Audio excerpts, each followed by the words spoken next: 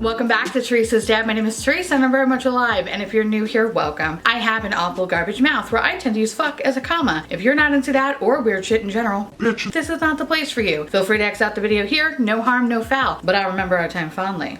If you want to jump straight to the overall review of the product, I'll leave a time code down below. Feel free to jump ahead. Guys, I had a very fun commute home. Basically, I was stranded in the city. I had no idea how to get the fuck home, and I realized that if I were to take an express bus home, I would have to wait an additional half hour, and then it would probably take me up to 2 hours to get home. So fuck that shit. So instead, I found a different way to go home, which would allow me to take a different set of trains that I'm not normally used to. So that's fun. So I get on the M train, which, by the way, I don't think I've ever been on until very recently. I didn't even realize it was a fucking thing. I've been here my whole life and I'm like, M train? That's a fucking thing. Okay, fine, whatever. Anyway, so I get on the M train. It's very crowded. I'm positioned up against the wall, the usual, whatever. Nothing new here. When we get to one stop, everybody pretty much exits off the train, and there's probably, I want to say, like maybe 12 people on the train. I then realized that this is the motherfucking local train, which basically means that it stops at every fucking stop.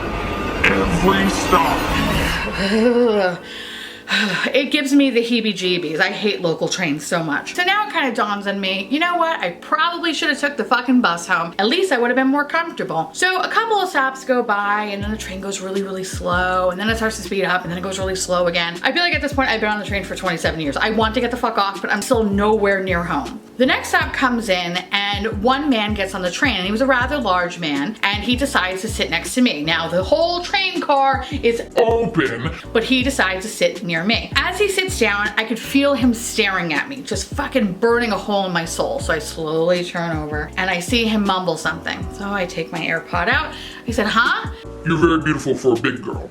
But he kept emphasizing his hands as if like I didn't know I'm fucking fat. I was like, all right, this is what today's gonna be like. Fucking great. So normally in the past, I've actually had a fucking screaming match with somebody where I just like let them have it and then they in turn screamed at me, and it got to be like a very dicey situation. And this dude was big. He could eat me. So I just kind of politely smiled. You gotta pick and choose your battles in the subway, and I don't have a knife on me. So I was like, I'm gonna die in this situation, so I might as well just politely nod and say, thank you, sir. Thank you for calling me beautiful and fat.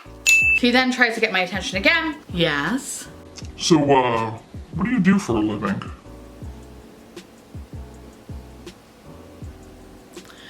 I solve tech crimes. That's interesting. It is. You know motherfuckers will pay for you to sit on them, right? How much? That's what I wanted to say. Instead, I just went like this. Thank you. And I put my head back into my fucking ear because I couldn't believe that this man said that. So for the next 25 minutes, he doesn't say shit to me. So then, I guess it was his stop. So he gets up. I take my AirPod out in anticipation. If you ever get bored, think about it. Will do. You have a blessed day. And he got off the train. And I'm 97% sure that man was a pimp, so, huh. Good to know if my job goes south, I have a whole business of sitting on people. Couldn't be worse, could it? I wonder if there are benefits in that. On today's video, we're going to be talking about the new Makeup Revolution I Love Tasty collection. But before I give you my overall thoughts, let me read you a little bit about the products first. I Heart Revolution Tasty Palette Avocado. Oh, so tasty. Serving up a fresh menu from I Heart Revolution. Tempt your taste buds with our tasty collection. A batch of taste-tested palettes, a guac and maize avocado palette, oven fresh pizza palette, and a red hot chili palette. Delivered in a cute avocado design, the Tasty Avocado palette is filled with 18 freshly picked creamy and shimmer shades from lime green guacamole, emerald green smoothie, brown toast, baby blue smash, and California gold. Dig in. The Tasty Pizza palette is stuffed with 18 saucy shades. Get stuck into smoky red pepperoni, gold shimmer slice, mustard yellow Hawaiian, saucy coral pink, and more. Delivered fresh from the oven in pizza box, embossed with a cool pizza slice. So let's talk about the eyeshadow palettes first. I picked up both the pizza palette and the avocado palette. I didn't fuck with the chili palette. It's cute, but I don't want it. So let me talk about the pizza palette first.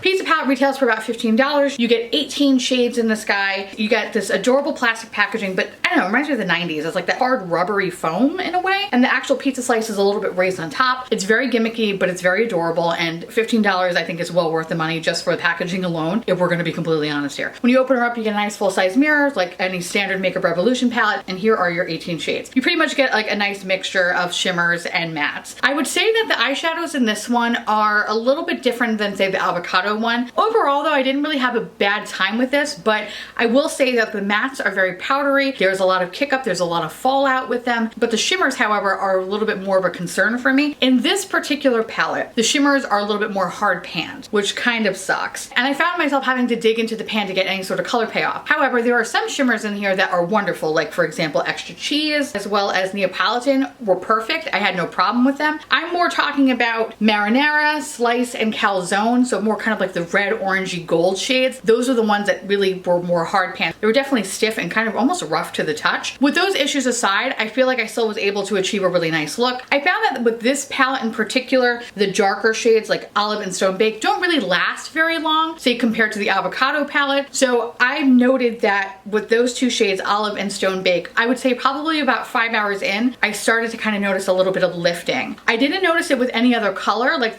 for example, like the red pepperoni was wonderful, didn't have an issue with that. It was just the darker matte shades. But overall though, I didn't have that much issue with it, but when I compare it to the avocado, this one is my least favorite. It's not bad, but it's not terrible. And I definitely think for this kind of color story, although I think it's very, very true to the whole idea of pizza, I don't think it's really worth the money. This thing is magical. I love him. He's adorable. To me, out of the whole collection, mind you, I can't talk about chili because I don't have that bitch. This one was worth it. I feel like this is the green palette that I really wanted. Much like the pizza, has the same kind of packaging with the exception of this little avocado is raised. Your nice full-size mirror, 18 shades with a nice mixture of shimmer and mattes. I found that I like the formula of this palette way more than I did the pizza palette. The shimmers were a little bit crumbly, but overall though, I don't feel like they're gonna be hitting hard pan. They're actually pretty perfect. And my mattes, they all feel very smooth. There's something really nice about this color story as a whole. I think with all the green palettes that are coming out right now, this is like a really nice addition, especially if you don't want to invest in like more of a higher end brand. I think for $15, like this is a good array of greens and this is everything that you kind of need. I take that back. There could be more of an olive representation in here, but overall though, there is a nice variety of green in here that I would say is actually better than the ColourPop 9-pan palette. Although I really do enjoy that palette, I think overall though, this is just a nicer mix. I didn't experience as much kick up and fallout than I did say with the pizza palette. That one was a little bit more extreme. You do have some powderiness with this one, but not as bad as compared to the pizza palette. The shimmers itself, they did not hit hard pan and they worked really well with the setting spray. I also like that these eyeshadows actually blended very well together, so I was able to create like really beautiful looks. And actually my most favorite look that I probably have ever created was with this palette, and it was just fucking stunning. What I love about this palette is that this lasts for a very, very, very long time. The wear on this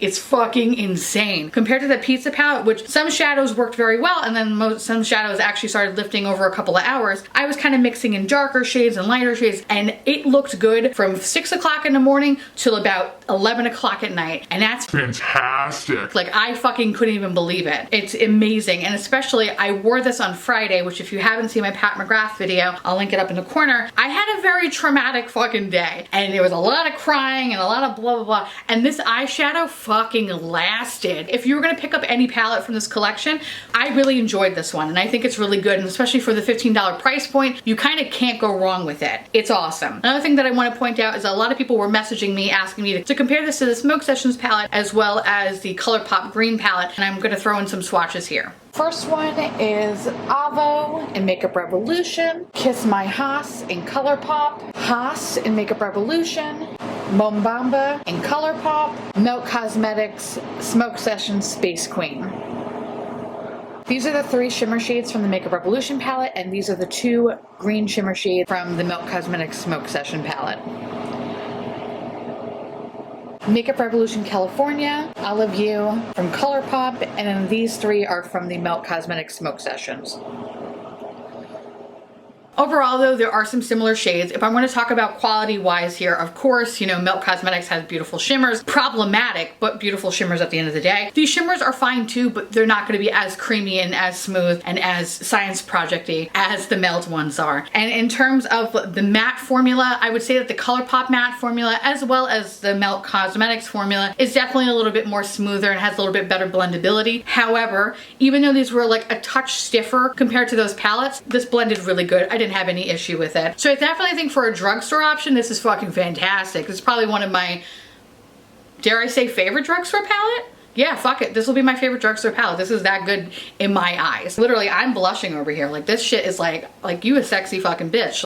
It's so fucking good. Craving something fresh? We've got the season's best picks. Strawberry and peach fruity blushers. 2 soft shimmer blushers that will add a healthy twist to your blush game. Pick between the strawberry blusher that features a matte rosy shade on the outside with a sweet strawberry bubblegum pink center, or opt for the peach blusher with an apricot matte shade surrounding a cheeky peach shimmer. So the next thing I'm going to talk about are the 2 Blushes. So basically you have a choice of either a peach or a strawberry. I would say quality wise they are both pretty much on par with each other. They're very highly pigmented blush. However, they do have like a wonderful luminosity because each product has like a raised piece of fruit, and the fruit has a kind of like a shimmery blush topper to it. So it's actually very, very pretty. It's very perfect for the season that we're in now. I will say though that the peach one is my personal favorite because it's kind of more peachy pink tone, while the strawberry one is like a straight up Barbie girl pink. It's very pretty, but it's not the thing that I'm going to gravitate towards the most. I found that these blushes are very long lasting. They blend beautifully on the skin. I had no issues with them, no irritation, no nothing. These are very perfect. So I think it comes down to preference whether you like a peach one or a strawberry or both, whatever. I think if you were to get either one of these, I don't think you'll be disappointed. So I was a huge fan of both of these guys. Craving something sweet? We've got treats from the tropics. Banana and pineapple fruity highlighters. 2 highlighters that will add a healthy twist to your highlight game. Pick the banana highlighter if you want a golden glow, featuring a subtle apricot shimmer wrapped around a glistening banana. Amp up the glow with our pineapple highlighter featuring a variety of golden shimmer shades, including a carved pineapple filled with a tangy yellow. And last but not least, let's talk about the highlighters that both came fucking smashed. And that is the one thing I'm going to complain about for Makeup Revolution, is that the shipping was less than stellar. So while the box appeared to be fine, the contents in the box weren't really secured all that much. So instead what they did is they put like, I guess, a cardboard piece down, they laid the palettes out, and then these little guys were just like shifting all over the box because all that was holding it was just basically a piece of like plastic wrap. This, I was so disappointed because these are the things that I was really kind of super excited about. I'm not going to throw them away. I actually wanted to ask you guys, what do you recommend for me to repress them? Because I've never repressed anything in my fucking life. So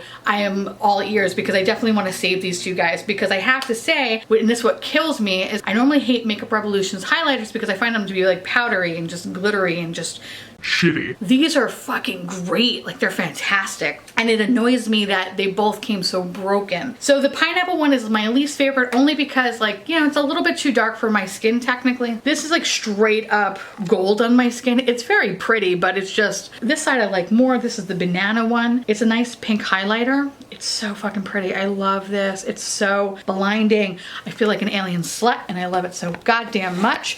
And it just breaks my heart that I got both of these so fucking destroyed. So if you were gonna be purchasing anything from the Makeup Revolution website, I would say err with the side of caution, especially when getting highlighters, because it's just so sad. So I love the highlighters. My preference is the banana one because it just works better with my skin tone, but I could see that pineapple looking really good on someone who has deeper skin. Fuck, that would look hot as fuck. So if you were to pick up anything out of this whole collection, my biggest recommendations would be the avocado eyeshadow palette, the peach blush, as well as the banana highlighter. Actually, either highlighter is fine. It's just whatever your skin preference is. It really kind of comes down to it. And it actually reaffirms my love for Makeup Revolution, this whole line. So I'm eagerly awaiting to see what they're going to bring out next. And now with that said, I'll leave it to you. Are you interested in getting any of these gimmicky fucking products? Do you care? Do you not care? Blah, blah, blah. Let me know because I love hearing from you guys. And on that note, I want to say thank you so much for watching. I truly appreciate it as always. Feel free to like, comment, hit that subscribe button. It's fucking free. And hit that bell icon for notification of all my posts. Follow me on Twitter, Instagram, Facebook, Snapchat, Discord. On Thursdays, we have a podcast called The Miserable 3. And sometimes I take over my husband's Twitch where I play Paper Girl. So if you're into all of that shit, all the links will be down below. And I'll see you little pumpkins later.